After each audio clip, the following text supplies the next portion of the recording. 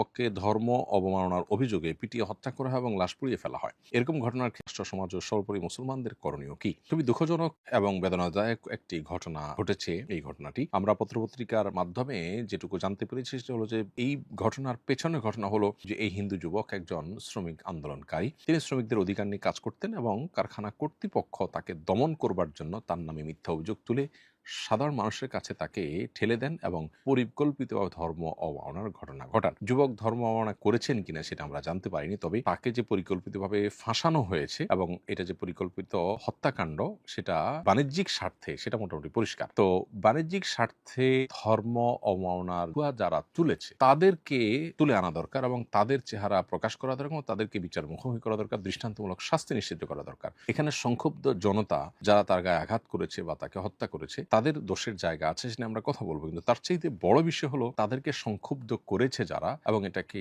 সাজিয়ে পরিকল্পিতভাবে ঘটনাটা ঘটিয়েছে যারা, সেই নেপথ্যের নায়কদেরকে মূলত বের করা দরকার এবং তাদেরকে মূল শাস্তিটা দেয়া দরকার। সেই সাথে আমাদের মাথায় রাখতে হবে কোনো ব্যক্তির নামে ধর্ম অবমাননার অভিযোগ উঠলেই তাকে পিটিয়ে হত্যা করে ফেলতে হবে, ইসলাম এমনটি আমাদেরকে বলেনি। আমরা যারা ইসলামের নামে এই কাজটি করছি তারা ভুল কাজ করছি। কারোর ব্যাপারে কোনো অভিযোগ উঠলে সেটি প্রমাণিত হওয়ার আগ পর্যন্ত আমরা আইন হাতে তুলে নিয়ে সেটা কার্যকর করা বা কার্যকর করতে উদ্যত হওয়া, এটা আমাদের ভুল অ্যাপ্রোচ। এটা ইসলাম আমাদেরকে কখনো বলেনি।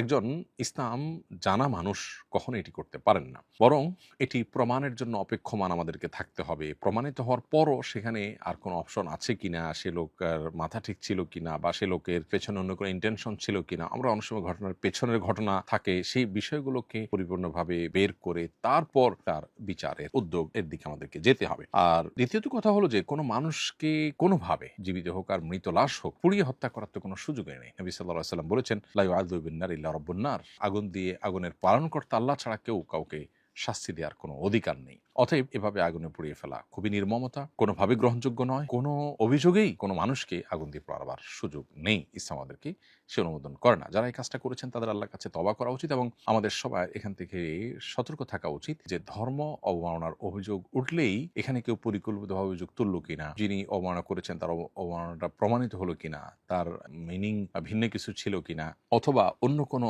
ইস্যু এখানে থাকতে পারে কিনা, পুরো জিনিসটা পুঙ্খানুপুঙ্খরূপে বিশ্লেষণ করে বিচার করে তারপরে সিদ্ধান্তে আসতে হবে। এক কথা, সাধারণ মানুষ ধর্ম অবমাননার কথা শুনেই কোনো মানুষের উপরে চড়াও হওয়া এবং তাকে পিটিয়ে হত্যা করা, লাশ পোড়ানো, এগুলো কোনোভাবেই গ্রহণযোগ্য না। আমাদের এগুলোর বিরুদ্ধে সংগ্রাম করতে হবে এবং এভাবে আইন হাতে তুলে নেওয়া, এই কালচার থেকে আমাদের বেরিয়ে আসতে হবে। এবং সেই সাথে প্রশাসন এবং সংশ্লিষ্ট মহলের একটা কর্তব্যের জায়গা আছে, সেটি হলো যে এই ধরনের ধর্ম অবমাননার ঘটনা যাতে না ঘটে তার জন্য কঠোর আইন এবং তার প্রয়োগ থাকতে হবে। সাধারণ মানুষ তাহলে সেক্ষেত্রে আইনের হাতে আসামিকে বা অভিযুক্ত ব্যক্তিকে তুলে দিবে এবং তিনি দোষী হলে বিচার মুখোমুখি হবেন, নির্দোষ হলে তিনি বেকসুর খালাস পাবেন।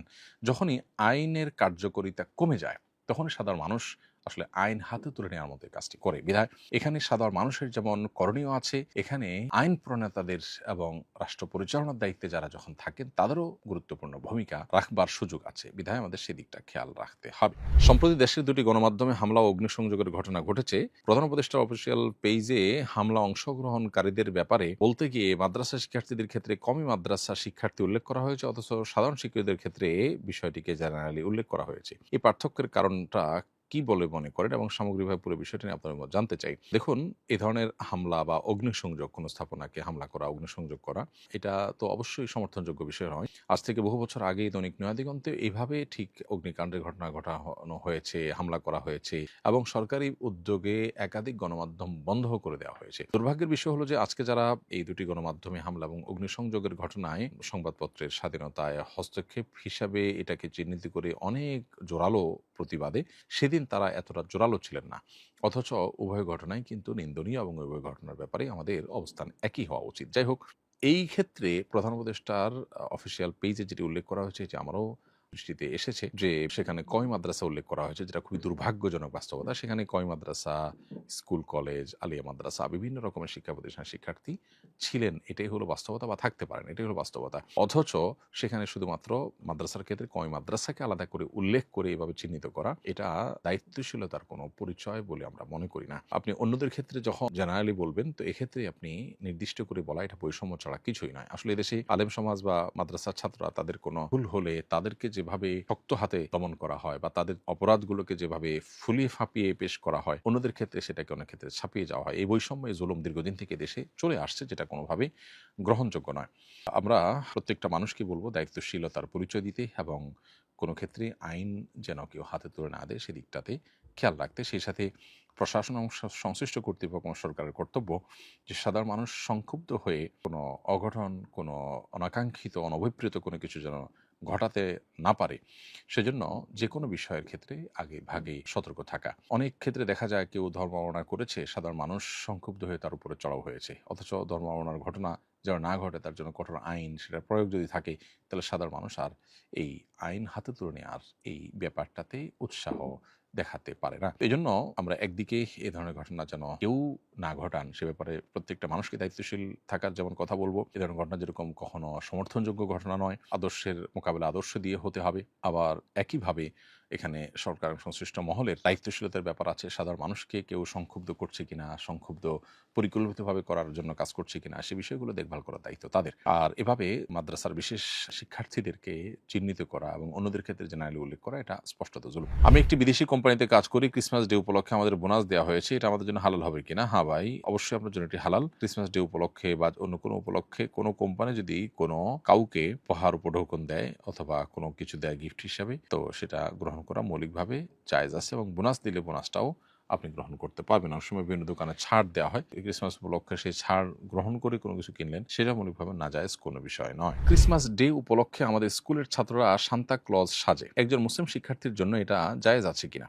উত্তর হলো না, এটা কোনো অবস্থাতে জায়েজ নয়। এটা হলো অন্য ধর্মাবলম্বী বা ভিন্ন ধর্মের মানুষের সাদৃশ্য গ্রহণ করবার শামিল। অথচ আবু দাউদে বর্ণিত হাদিস নবী সাল্লাল্লাহু আলাইহি ওয়াসাল্লাম বলেছেন, মান তাশাব্বাহা বিকওমিন ফাহুয়া মিনহুম, যে ব্যক্তি কোনো ব্যক্তির বা কোনো সম্প্রদায়ের কোনো ধর্মের মানুষের সাদৃশ্য গ্রহণ করবে সে তাদের অন্তর্ভুক্ত হবে। খ্রিস্টানরা ঈসা আলাইহিস সালাম সম্পর্কে তাদের যে বিশ্বাস আছে, সে বিশ্বাসের জায়গা থেকে তারা যে কাজটি করে থাকে সেটা তাদের ধর্মীয় সিম্বল। অতএব এটা আপনি যদি নিজের মধ্যে ধারণ করেন তাহলে তাদের সাদৃশ্য আপনি গ্রহণ করলেন, যেটা আসলে দৃষ্টিকোণ থেকে নাজায়েজ কথা এবং গুনাহের কথা। আমি একটি অমুসলিম দেশে থাকি, সেখানে স্কুল পড়ুয়া শিশুদের দিয়ে ক্রিসমাস কার্ড বানানো, ক্রিসমাসের গান গাওয়া, ছবি আঁকা ইত্যাদি করানো হয়। কেউ না চাইলে অনেক সময় জোর করা হয় বা পরিবারকে জানানো হয়। এই অবস্থায় কোনো শিক্ষার্থী ইচ্ছা না থাকা সত্ত্বেও বাধ্য হয়ে এসব করলে কি তার গুনাহ হবে? প্রথম কথা হলো যে এটাকে অ্যাভয়েড করার চেষ্টা করবে। যদি কোনোভাবে অ্যাভয়েড করার চেষ্টা করেও তিনি সফল না হন, তাহলে সেক্ষেত্রে নিরুপায় হিসেবে করলে তার গুনাহ হবে না ইনশাআল্লাহ তাআলা।